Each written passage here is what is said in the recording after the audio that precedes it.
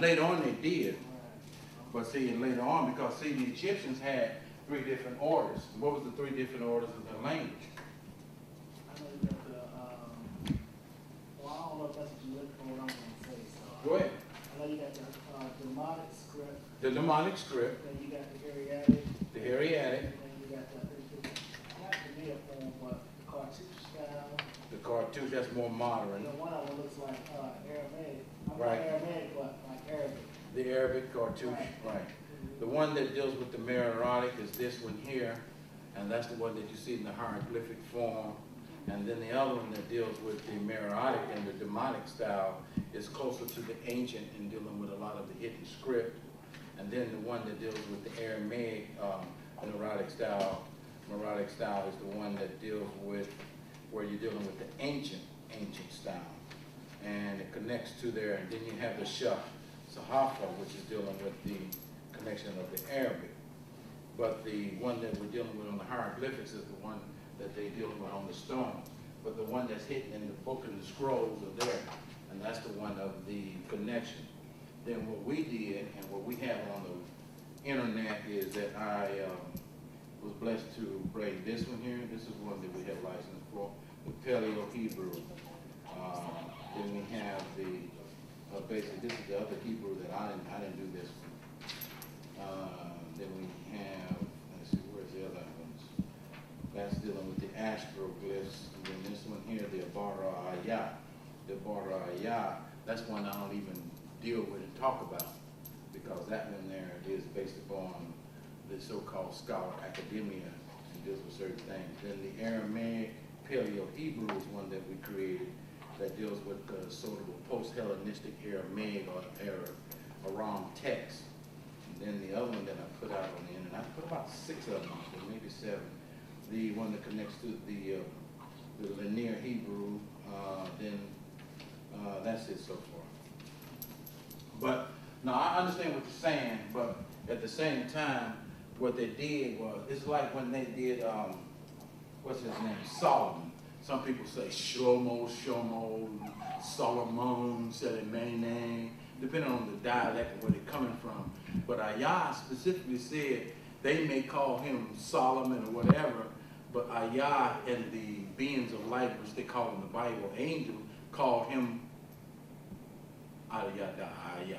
Or they say in the English transliteration, Yedadiah. But we know that Yedadiah, there's no J's, so it is Ayah. So they're in the same form of the Zapan. We know that this was a savior, and this savior was the male savior. And one of the Paro that knew him called him the hidden savior of the world, and that's where his name comes from.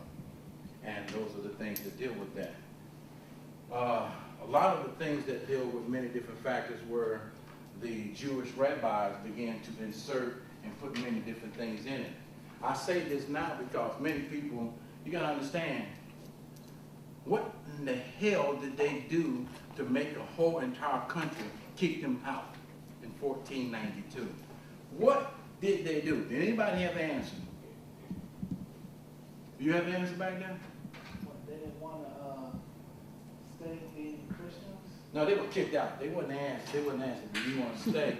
They were kicked out.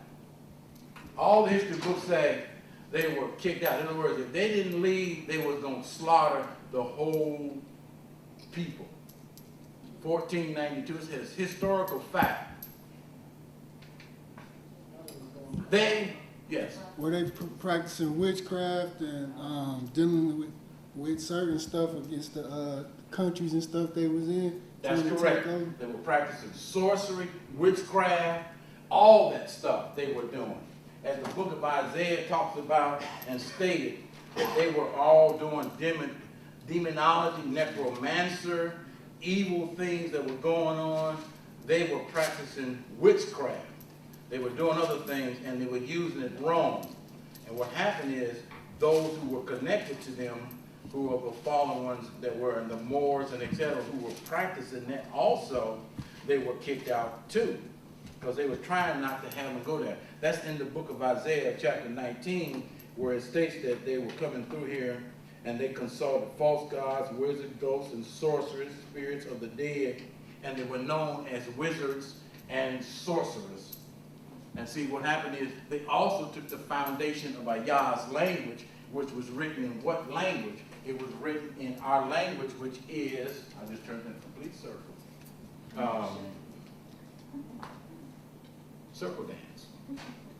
There. And we know from our own thing of interviewing with the Hebrew scholar from the Hebrew Union College, he tells you, also the Jewish Encyclopedia tell you that the foundation language of the Jewish people and the scholars and etc. is this. So we rather not be led down a hidden valley or misinformation or whatever to a road of destruction created by wizards, sorcerers and craft people. We look at things from what they have done and try to restore it. And we know that they've done many different things that were evil and wicked. But let's get back to these Moors when I was dealing with these 7 other tribes. And what I did, I just basically copied there where it talked about how these people were there. And right here is where, and let's see where it says. Let's see if it does that. Now, mine says the sacred 7 tribes of, they say Yahweh, but we know our Yahweh. There still remain among the people of Israel, so-called Israel, 7 tribes that not have received their inheritance. And Ayah did not spare the ancient world. That means Babylonian and all the other structure, including the people of the so-called pharaohs. And see, a lot of our blacks keep forgetting that the pharaohs were the ones who dealt with, created the Moses story, you know, and they was going to destroy them and the Red Sea split it, et cetera, et cetera, et cetera, et cetera, et cetera. So we had a lot of things going on. He preserved Noah, which is Noah, a herald of righteousness with the 7 others. Then in the Jewish Bible, that's why they got Adonai, he would dry up the Gulf of the Egyptian Sea, and he would shake his hand over the Euphrates River to bring a scorching wind and divide it into 7 streams, enabling the people to cross the dry shod. So in other words, they created 7 different lands. Now the thing is that we know this to be. Then we're dealing with the 7 structures. Then we talk about how in the book of Proverbs, where we talk about, let's go right here. Wisdom has built herself a house. She has hewn her 7 pillars. I put that in blue. She has slaughtered her beasts and drawn her wine. She has laid her table.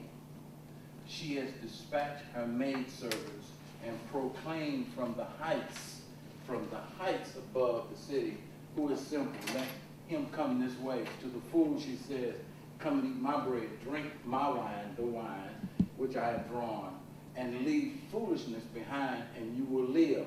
Go forward in the ways of perception.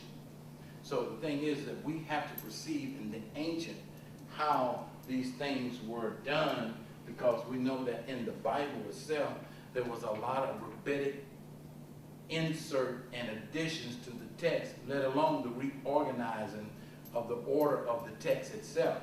So when it did this, it began to take on a new meaning and concept, and it took it out of the ancient and brought it into the morphic text, so that we would deal with the dead and not the life.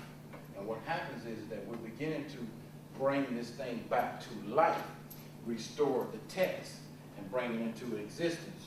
What happens also from there is that we're beginning to see, and I got this from the Jewish Encyclopedia. In the terms of theology, Christianity has struggled with relationships between Old and New Testament from the very beginning.